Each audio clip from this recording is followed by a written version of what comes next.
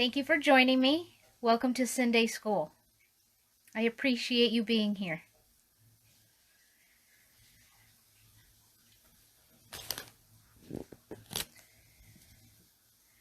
So, we're going to talk about ritual etiquette. And hi, Sarah. Welcome, welcome. So, I'm just going to wait just another moment to see if anybody joins in. Hello, welcome, viewers. Hello. Welcome to Sinday School. Another fabulous session in the making. Hello, hello, hello. So as the title says, we're doing ritual etiquette. And I'm going to start by saying that when a ritual gets created, a lot of energy is put into that alone, just creating the ritual. There is, the purpose of it. What are we going to use? Who's going to be there? Who's going to read for it? Do we use herbs? Are we using other products? What kind of incense? How long is it going to be? Hi, everybody. Hi, welcome, welcome, welcome to Sinday School. Hello. So all these little things, the whens, the hows, the times, that's a lot of energy to put into ritual. I'm live, Babers. Love you. Thank you. So that being said, that's one reason all in itself that you would want to have respect for the person giving the ritual, for the place you're having the ritual. If I was to stop there, I would feel like that is enough, because the purpose of any ritual is energy. You are to raise energy to make your wishes, desires, hopes, surroundings, what have you. You're trying to make that all come to fruition. So if you have a hi everybody, welcome, welcome. If you have a circle or a ritual, and you have people giggling, laughing, sitting on their phone, messing around, these are things that are going to hinder your purpose of your ritual. And they're considered poor etiquette. If you were to take any kind of pagan or witchcraft or any kind of course along your journey, they would have you one primary course is etiquette in your ritual. And you're not able to capture your energy if the ritual holder is distracted, if everybody else is just doing their own thing. First of all, the circle doesn't get closed appropriately. Second of all, your gods, your deities, are not going to take you seriously. They are going to realize this is not an appropriate situation, and therefore will not help you, will not guide you, will not be a part of it. And you need to have the person giving the ritual needs to be able to feel confident in what they're doing. They need to be able to successfully close and open the circle. All beings inside, I say circle, but it depends on who you practice with and that kind of thing. But when I say that, I do mean have respect for the ritual area you are a part of. If you're outside, you're inside, you're at someone's house, you're on a piece of land, wherever you are. But the person giving the ritual needs to have confidence in what they are doing. And if they feel like they are a joke, that they are not getting the respect of all the work that they put in to put on that ritual, then they're not going to be able to accomplish that goal. And so I have a few things here that were bestowed upon me when I took a course. And one of the first things is, don't bring your cell phone. In the circle, in the workings, I always say you can bring your cell phone. I mean, that's me, but leave it off or on vibrate. You're not to pull it out while the circle is closed, while the ritual is taking place. No cell phones, no tablets, unless you're the one, like when the witches and heathens go live, they're the person going live for the witches and heathens group. Pardon me, it's very hot in this room, and so I'm sweaty. All right, anyways. So you don't want to be on your cell phone. It shows disrespect to the deities. It shows disrespect to the person giving the ritual. And it also is not putting your energy into it. So one primary piece of respect is, if you are a part of this ritual, you want to be part of it. Be there, even if you don't know what's going on. If you missed, a lot of times there's a pre-ritual discussion, some covens, some groups, they like to have a and they say, if you're going to join the ritual, make sure you arrive for the pre-ritual meeting. This way, A, everybody's accounted for when the circle begins, and B, you understand what the terms are when you walk into that circle. This is the time that you're going to ask questions. This is the time that you're going to discuss things. So that I'm going to walk in this circle, I'm going to get sensed and asperged, and then I'm going to, we're going to walk into our clockwise directions. If that is, some people have that strict, is there any kind of movement inside the circle, you walk in a clockwise. I'm not going to get into all of that, because that again is specific to your ritual, which is why you would join the pre-ritual meeting. But if there is no mention of that and you join, the best point to be is just to be observant of what's going on, to be respectful. So another main point is, you don't want to be chitter chatter inside the circle. You just want to be observant and try to do your part to the best of your ability. If there is a chant or a drumming or a singing, some rituals have that. Some rituals require that, because they need, what that does is that raises energy.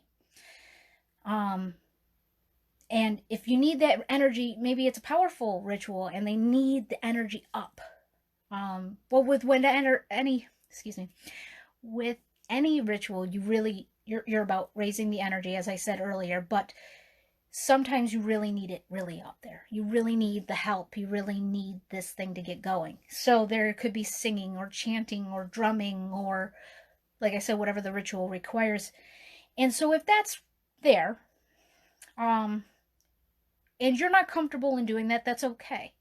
But if you are, help that energy raise. Do your part to, if you don't know the words to the chant, try to keep in beat or rhythm or hum.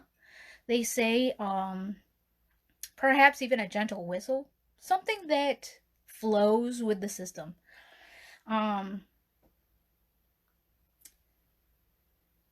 So I lost my train of thought. That is the other thing. That brings me to another topic. If you are the ritual, if you are giving the ritual and you put forth all your energy into it, everybody gets nervous. I have given rituals, and Jules also could attest to this, I'm sure, as someone who is also given rituals. You may be comfortable in your own skin, but when you're in front of other people, your words slip away from you. You make errors. It happens. Deities understand this. We're not perfect. We're human beings and they're not made perfect.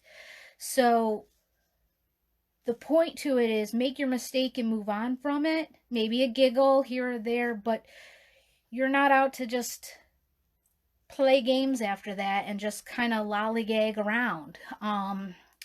It's ritual. It's you treat it as important. So you skip over words. That's okay. You drop your paper. That happens. Drop your wand. You say south instead of north. You do these things, but you have yourself a quick chuckle, or you apologize to the deities and to your members, and you move on. You correct it or whatever. You don't play in the circle. Okay. So the other thing is,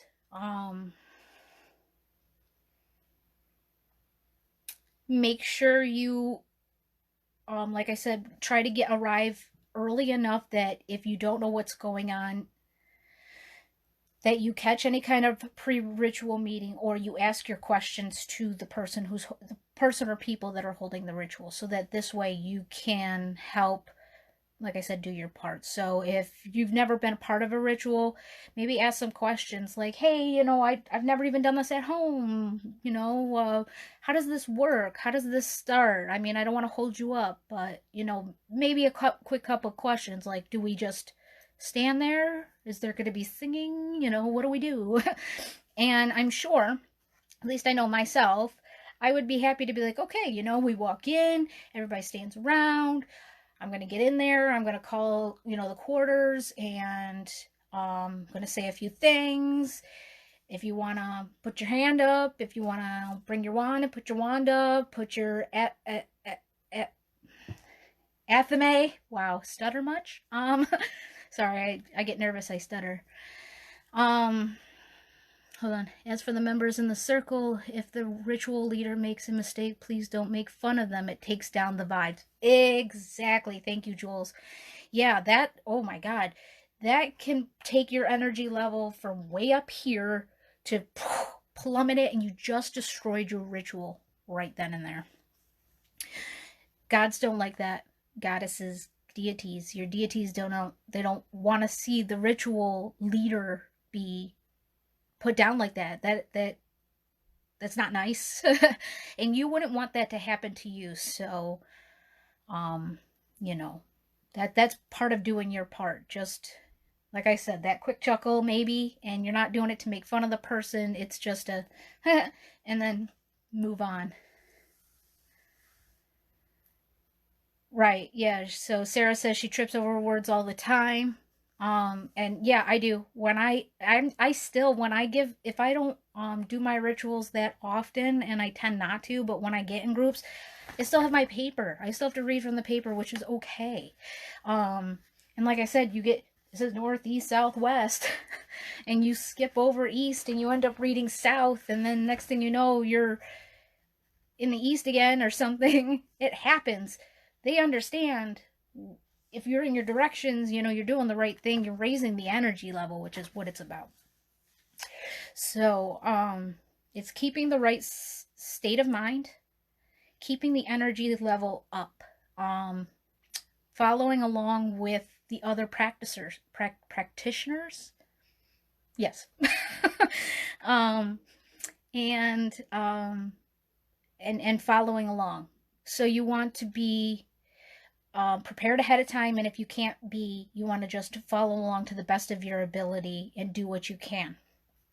Always study up on basic etiquette, basic rituals, so at least this way, when you do enter any kind of circle, you're in the right flow. The the specifics of it is depending on, are you walking into an open coven ritual, into one of our witches and heathens rituals, which is very open and friendly, which, okay, if anyone's part of a coven, I don't mean that covens aren't open and friendly, because I've never been to one. I have no idea. I'm not judging. That's not what I'm saying. What I mean is witches and heathens are very open and friendly. Our circle. So if you come in and you don't know what you're doing, we are very accommodating to you, I feel like. So let me correct what that moving on. So I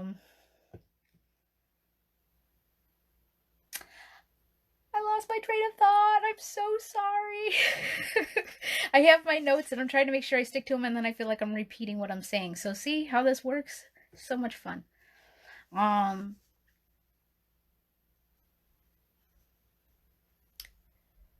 Yes, so a lot of energy goes into making the ritual. The ritual itself is about raising energy, and I'm just trying to get back on track. And then you're able to close down the circle. And when the circle is back open, that is when you are able to, walk about, discuss everything, talk on your phone again, do that kind of thing. But if you wouldn't do this to your boss, then don't do it to the ritual leader, kind of thing. It's about respect. If you wouldn't do it, I hate to say it like this, but if you wouldn't do it in church, don't do it in ritual. If you know what I'm trying to say, we're not a church. It's not about that. But if you want to be sitting there on your cell phone at church, you're not going to be doing it in ritual. Don't sit there and text. If you are able to sit down during this ritual, don't be sitting there texting and giggling and talking about to each other, smoking. If there's rituals are very short, and this is a personal. I'm sorry. I'm trying to choose my words. Thanks, Michelle. Appreciate it. The only thing that should be smoking during a ritual is the the sage and the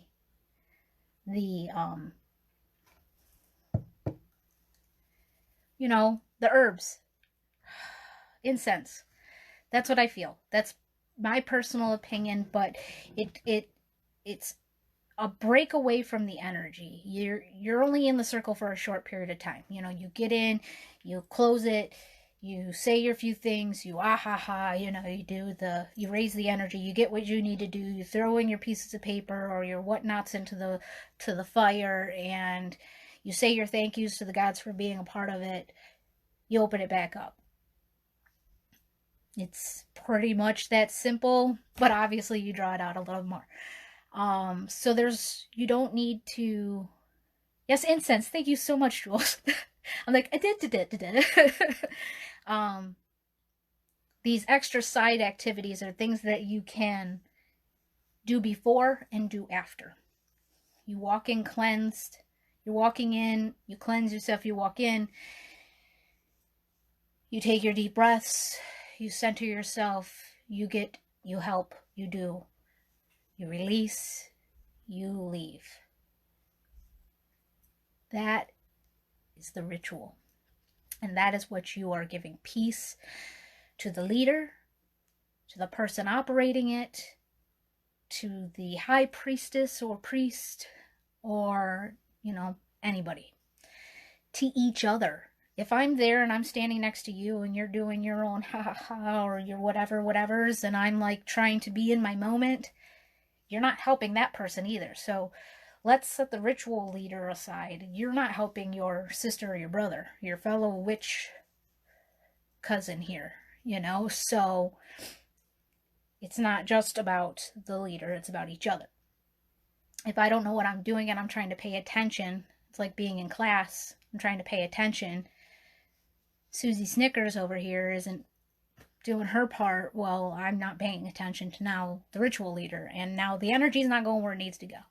So now that I've repeated myself 1,000 times, hopefully, Um, let's see if I got one more. I said that. Pay attention. Raise the energy where it need be.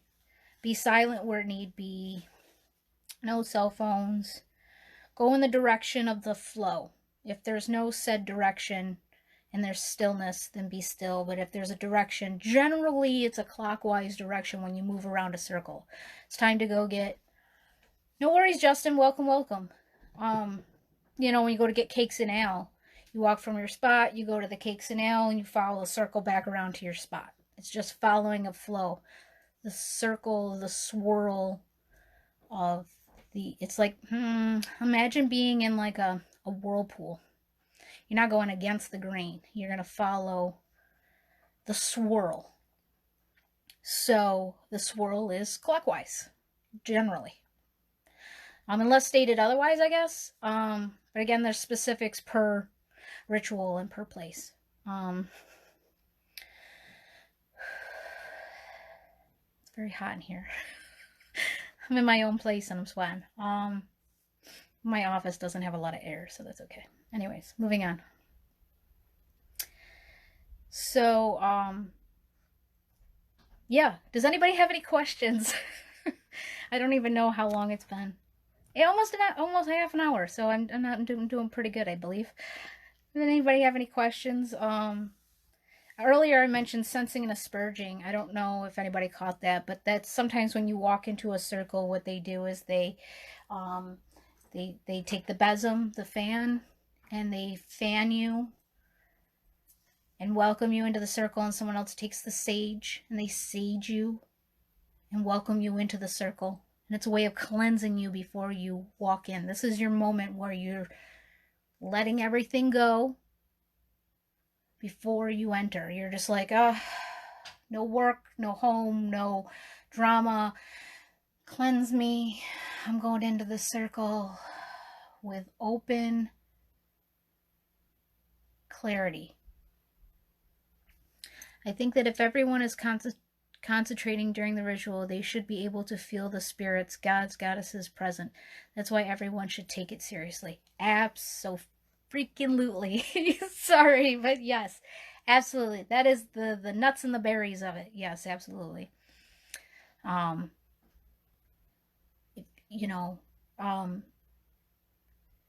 Think of it tonight. I'm going to call out Jules on this, but think of it tonight. Tonight's the new moon ritual. She does it every month. If you don't know, Jules does from her own page, the Jules Cauldron. She does new moon boxes, and she sells them out to everybody. But on her own page, she does the she puts in wishes, so you make a wish. But if you watch her when she actually starts the ceremony, she takes her deep breaths and sits there in front of the flames and feels the energy with all your wishes being burnt in. And that's a simple at-home ritual. And she's doing it for all of anyone who puts in their wish. So that's how you can do it at home too. It doesn't have to always be a circle and a bunch of people and everything else.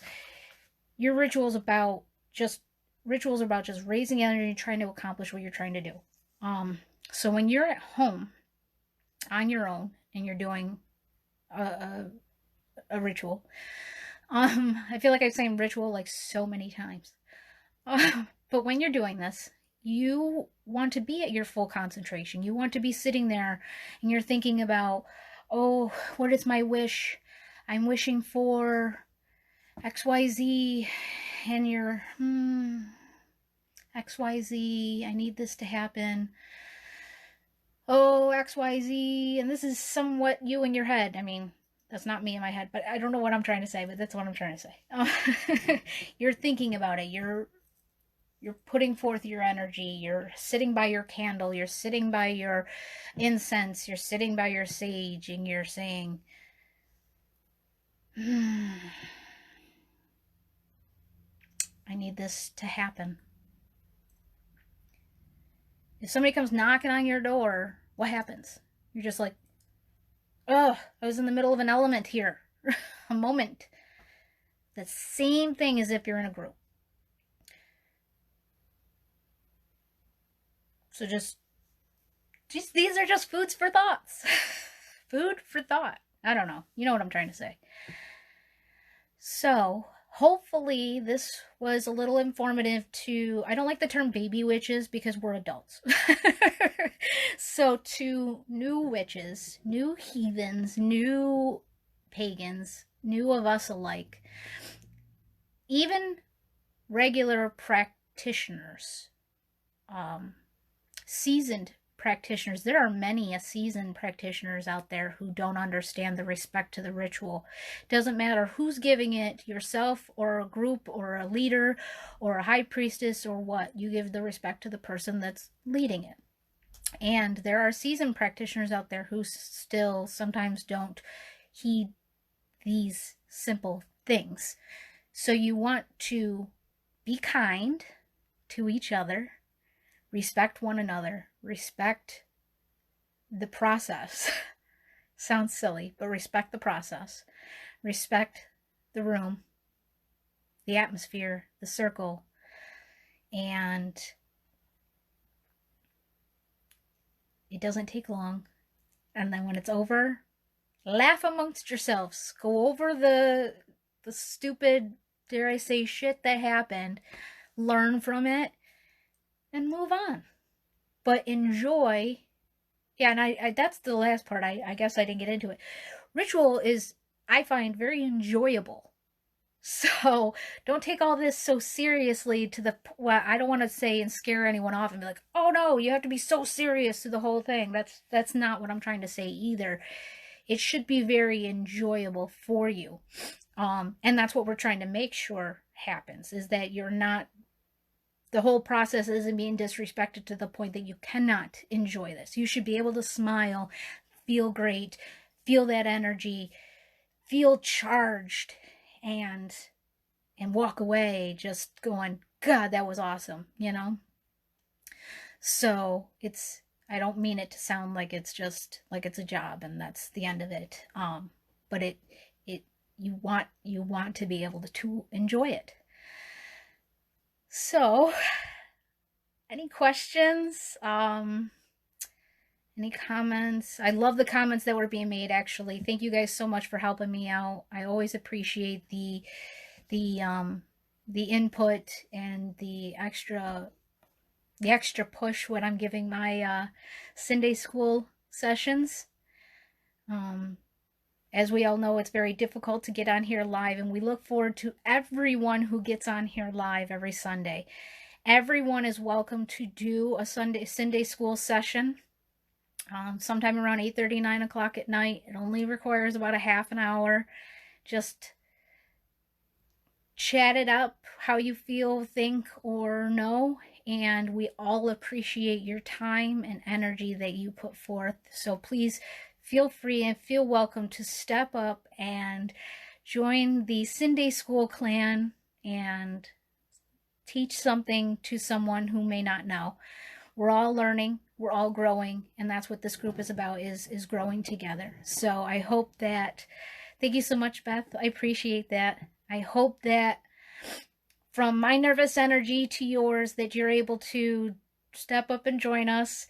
If not, we all appreciate you watching and learning and listening and loving with the rest of us. And with that being said, if there are no further questions, I think I may call it a night.